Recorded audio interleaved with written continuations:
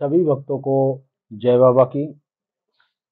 एक बार फिर मैं आप सभी भक्तों के समक्ष उपस्थित हुआ हूँ भक्ति सागर पंचद्वार बराड़ा धाम चैनल के माध्यम से।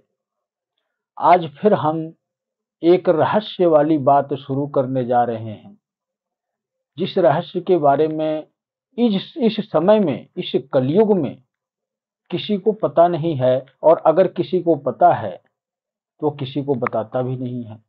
मतलब ये कि उसको बताने की आवश्यकता नहीं है, और वो एक श्रेष्ठ भक्त होता है, और उसका कोई ना कोई आराध्य होता है जिसकी वो भक्ति करता है। वो दुनियादारी से मतलब नहीं रखता, और इस प्रकार के संत महापुरुष ही होते हैं, वो समाज से कोई मतलब नहीं रखते हैं। इसी से संबंधित हम आज आपको वो रहस्य बताने जा रहे हैं जो एक माला पर आधारित है। हमारे जीवन में माला का क्या महत्व होता है, माला को हम अगर धारण करते हैं तो उसके क्या नियम होते हैं, क्या प्रक्रिया होती है, और कौन सी माला किस प्रकार और किस समय पर हम धारण कर सकते हैं, ये सारी प्रक्रिया आज मैं एक ही वीडियो में आपको बताऊंगा। और सबसे बड़ी बात यह है कि एक इंसान के जीवन में कितनी मालाएं वो धारण कर सकता है। आप लोगों ने देखा होगा, बहुत से साधु संत महात्मा, कोई 5 माला धारण करता है, कोई 11 माला, कोई 21 माला, तो कोई मालाधारी ही होता है। मतलब माला की कोई सीमा नहीं, माला से ही उस पुरुष का या उस स्त्री का पूरा तन ढक जाता है। तो क्या ये इतनी माला धारण करने का हमें कोई फायदा है?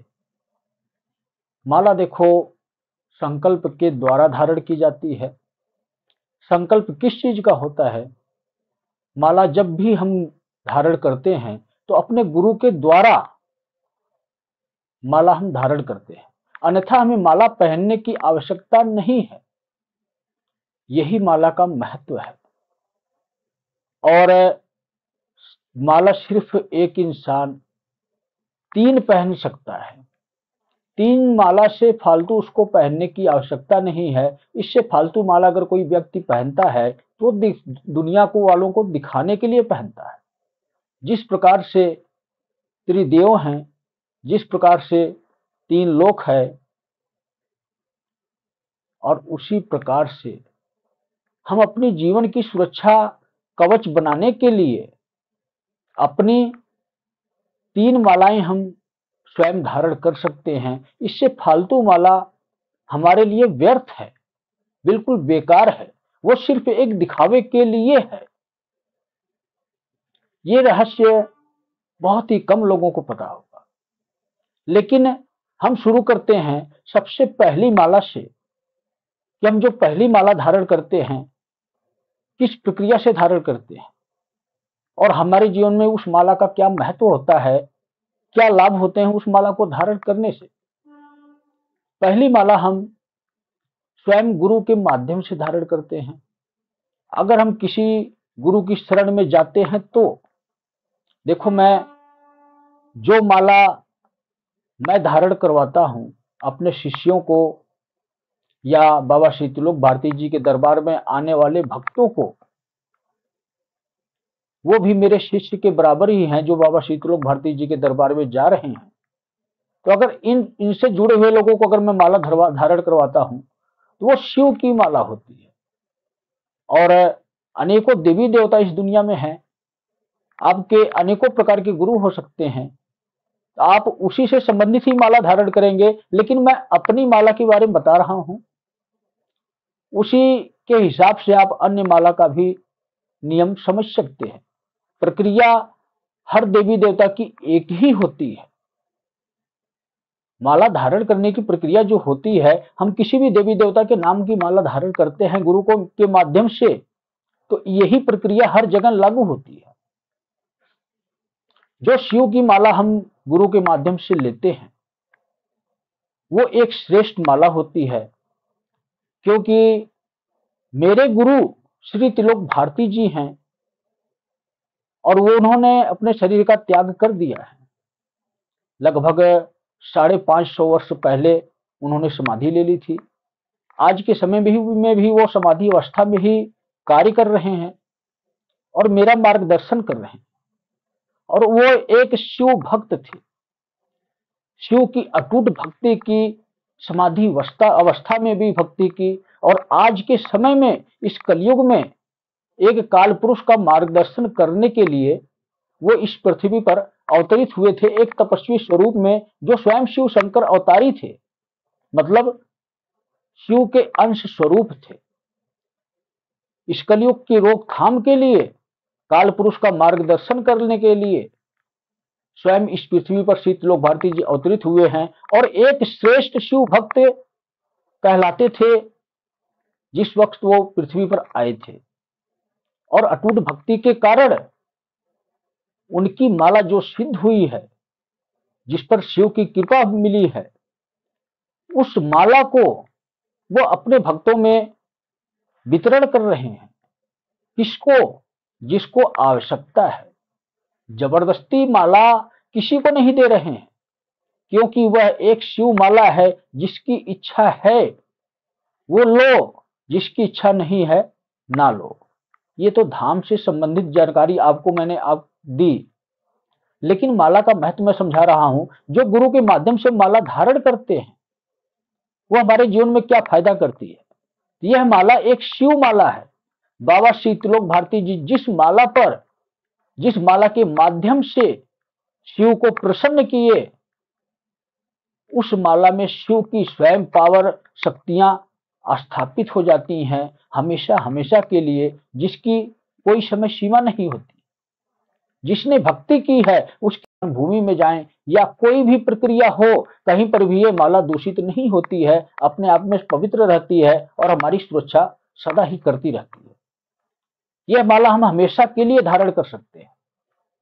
लेकिन जो दूसरी माला होती है वो गुरु की माला होती है। इसके बारे में आपको मैंने पिछली वीडियो में बताया था कि गुरु की माला का क्या महत्व है। लेकिन गुरु की माला सिर्फ भक्ति के लिए होती है। जिस वक्त हम किसी भी प्रकार की, किसी भी देवी देवता की संकल्प के द्वारा अगर हम भक्ति करते हैं, उस वक्त हमें गुरु की माला धारण करने की आवश्यकता होती है। अन्यथा हम किसी भी पवित्र स्थान पर उस माला को सुरक्षित रख दें, हमें हमेशा धारण करने की आवश्यकता नहीं है। लेकिन तीसरी माला एक श्रेष्ठ आराध्य की होती है।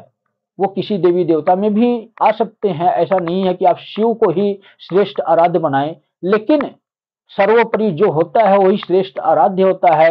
और उसके अन्य स्वरूप जो होते हैं देवी देवता के, वो श्रेष्ठ आराध्य इसीलिए नहीं माने जाते हैं। और वैसे तो शिव की ही अंश स्वरूप, शिव की ही शक्तियां हैं, वो भी अपने आप में श्रेष्ठ ही हैं। लेकिन जो माला ये अपने श्रेष्ठ आराध्य की हम भक्ति के लिए इस्तेमाल में लाते हैं, यही हमारी आखिरी माला होती है। इससे पहले हम जो गुरु माला से जाप करते थे वो हमारे लिए सुरक्षा कवच बन गई। जब भी हम कोई ऐसा अनुष्ठान या भक्ति का कार्य करते हैं जो संकल्प के माध्यम से हवन यज्ञ की प्रक्रिया से पूरा करते हैं, उस समय पर एक सामाजिक कार्य होता है। मतलब ये कि आप तीसरे स्तर पर भक्ति में पहुंच गए हो। जो लास्ट होता है, जिस प्रकार से 3 लोक हैं, त्रिदेव हैं, उसी प्रकार से तीसरे स्तर की भक्ति भी लास्ट होती है। और तीसरे स्तर की भक्ति जब हम करते हैं तो गुरु की माला धारण किए बिना नहीं करते हैं, क्योंकि उसमें कलयुगी सेना का प्रहार भी होता है। मतलब राक्षस अपनी गलत प्रक्रिया शुरू करते हैं, हमारे यज्ञ में बाधा उत्पन्न करते हैं। उस वक्त कोई बाधा उत्पन्न ना हो, गुरु की सुरक्षा कवच के घेरे में रहें, हमारे ऊपर कोई किसी भी प्रकार का प्रहार ना कर सके जो राक्षसी शक्तियां हैं, इसलिए गुरु की सुरक्षा कवच के घेरे में रहें। तो हमें गुरु की माला धारण करने की आवश्यकता होती है। और अगर हम धारण नहीं करते हैं तो कहीं ना कहीं पर उन बुरी शक्तियों का प्रभाव होता है, जिससे हमारे अनुष्ठान में बाधाएं उत्पन्न होती हैं। हम अपनी सुरक्षा कवच के घेरे में नहीं रहते हैं। यही कारण है कि कोई श्रेष्ठ भक्ति करता है या कोई श्रेष्ठ हवन यज्ञ के माध्यम से उस शक्ति को प्रसन्न करना चाहता है, तो उसको गुरु की माला धारण करने की आवश्यक हिदायत दी गई है, क्योंकि गुरु की इच्छा के बगैर हम एक पग भी आगे बढ़ाते हैं तो हमारे जीवन में समस्याएं उत्पन्न हो जाती हैं, और खास करके सिर्फ और सिर्फ भक्ति के माध्यम से। अपना जीवन आपका जो है वो आजाद है, आप अपना जीवन जैसे मर्जी जियो, लेकिन भक्ति करते वक्त गुरु यही चाहता है कि कभी कोई गलती ना हो जिससे आपकी भक्ति में कोई बाधा उत्पन्न हो और जो कार्य आप कर रहे हो वो पूर्ण ना हो, उस शक्ति को प्रसन्न ना कर सको। इसलिए ये बहुत अनिवार्य होता है। लेकिन जब हमारी तीसरी माला पूर्ण हो जाती है, लगभग 11 साल के आसपास, मैंने आपको टाइम बताया था कि 11 साल के आसपास जो श्रेष्ठ आराध्य की भक्ति हम करते हैं माला के द्वारा, जब वो पूर्ण हो जाती है तो वो तीसरी माला धारण करने के अधिकारी हो जाते हैं, जो कि पूरे ब्रह्मांड में इससे श्रेष्ठ माला नहीं होती है। यही शिव की माला कहलाती है। और इसी प्रकार की माला श्री त्रिलोक भारती जी अपने भक्तों को दे रहे हैं पंचद्वार बराड़ा धाम के माध्यम से, जो आपका सुरक्षा कवच बनेगी इस सृष्टि के परिवर्तन में। लेकिन हम बात कर रहे थे कि माला हमें जितना आवश्यकता है उतना ही धारण करें, और किस परिस्थिति में और कैसे धारण करें, एक महत्वपूर्ण चर्चा चल रही है। अगर हम शुद्ध अवस्था में हैं, हम किसी भी वक्त इन 3 माला को, जो त्रिदेव के प्रतीक बन जाते हैं और त्रिदेव के बनाए हुए जो नियम हैं 3 लोक के, उसके प्रतीक बन जाते हैं ये 3 माला, तो हम किसी भी अवस्था में धारण कर सकते हैं। मतलब ये कि आवश्यक नहीं है कि हम पूजा पाठ भक्ति कर रहे हैं तभी धारण करें, लेकिन हमारे शरीर की शुद्धता बहुत ही अनिवार्य है। और जब हमने ये 3 माला धारण कर लिया है तो हम गृहस्थी जीवन भी नहीं बिता सकते। इसके और भी अनेकों नियम होते हैं। मतलब ये है, स्पष्ट क्लियर शब्दों में आपको मैं समझा देता हूं कि हमें परिवार का त्याग करना होता है, क्योंकि जब परिवार के बीच में रहेंगे तो पारिवारिक संबंध भी बनाएंगे। उस अवस्था में अपने श्रेष्ठ आराध्य और अपने श्रेष्ठ गुरु का अनादर होता है। सिर्फ स्वयं की माला हम अपनी धारण कर सकते हैं, जो हमें गुरु के माध्यम से प्राप्त होती है। उसमें कोई अनादर इसलिए नहीं होता क्योंकि शिव की शक्तियां उस माले में वास करती हैं, जो कि एक सुरक्षा का कवच, सुरक्षा का घेरा बनाकर गुरु ने आपको एक शस्त्र के रूप में दिया है। इसलिए अपनी स्वयं की माला ना तो कभी नष्ट होती है, ना तो कभी अपवित्र होती है। लेकिन जो नियम माला के हैं उसको निरंतर करते रहना चाहिए। उसकी शक्ति कभी भी नष्ट नहीं होगी, चाहे माला आप 1 नहीं 4 धारण कर लो। जैसे कि पहली माला टूट गई, खराब हो गई, वेस्ट हो गई, तो आपने दूसरी बाजार से लाके सीधा आपको ऐसे ही पहन लेना है, गुरु और आराध्य का नाम लेकर। आपको अगर बराड़ा धाम से माला मिल जाती है, माला टूट जाती है, तो आपको दोबारा धाम पर माला लेने के लिए आने की आवश्यकता नहीं है, क्योंकि माला आपको मिल चुकी है, हमेशा के लिए मिल चुकी है। आप नवी माला लाकर धारण कर सकते हैं, अपने गुरु और अपने श्रेष्ठ आराध्य का नाम लेकर। पूर्णतः उसी प्रकार ही वो माला आपकी शक्तिशाली हो जाएगी। तो माला जो लोग धारण करते हैं अपने आप को दिखाते हैं कि हमने 5 माला धारण की, हमने 10 माला धारण की है। इसका कोई 1% भी कोई महत्व नहीं होता है। माला हम सिर्फ 3 धारण कर सकते हैं, और अगर हमेशा पहनना चाहते हैं हम तीनों माला, हमें गृहस्थी जीवन में प्रवेश नहीं करना चाहिए, उसका परित्याग करना आवश्यक होता है। 1 माला धारण कर हम अपने गृहस्थी जीवन में जा सकते हैं। और इसीलिए मैं कहता हूं कि भक्ति हर इंसान के लिए बनी है। जो परिवार में रहता है वो भी इस प्रकार की 3 माला अपनी पूर्ण कर सकता है भक्ति के माध्यम से। लेकिन उसको सारी उम्र के लिए इन नियमों को याद रखना चाहिए। जब भी वो अपने पारिवारिक संबंध को पूर्ण करता है, उससे पहले उस माला को उतारकर एक सुरक्षित जगह पर, पवित्र जगह पर रख दे। अपना गृहस्थी जीवन व्यतीत करने के बाद पुनः उस माला को नहा धोकर ही धारण करे। सिर्फ इसी नियमों का आपको पालन करना है। और ये माला ऐसा नहीं है कि संत महापुरुष ही धारण कर सकते हैं, पारिवारिक जीवन में भी लोग धारण कर सकते हैं, लेकिन नियम यही होगा कि सिर्फ एक माला आप कंटिन्यू हमेशा के लिए धारण करें। बाकी अन्य दो माला का सम्मान पूर्वक शुभ कार्य अगर आप करते हैं, कोई पूजा पाठ हवन यज्ञ करते हैं, तो उस वक्त धारण करें, अन्यथा उसे उतार कर एक सुरक्षित जगह पर रख दिया करें। सिर्फ यही नियम होते हैं।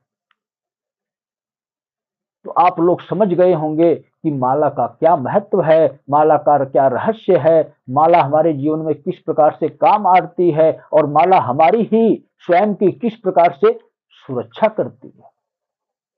और माला सभी देवी देवताओं का प्रतीक होती है। तो सभी भक्त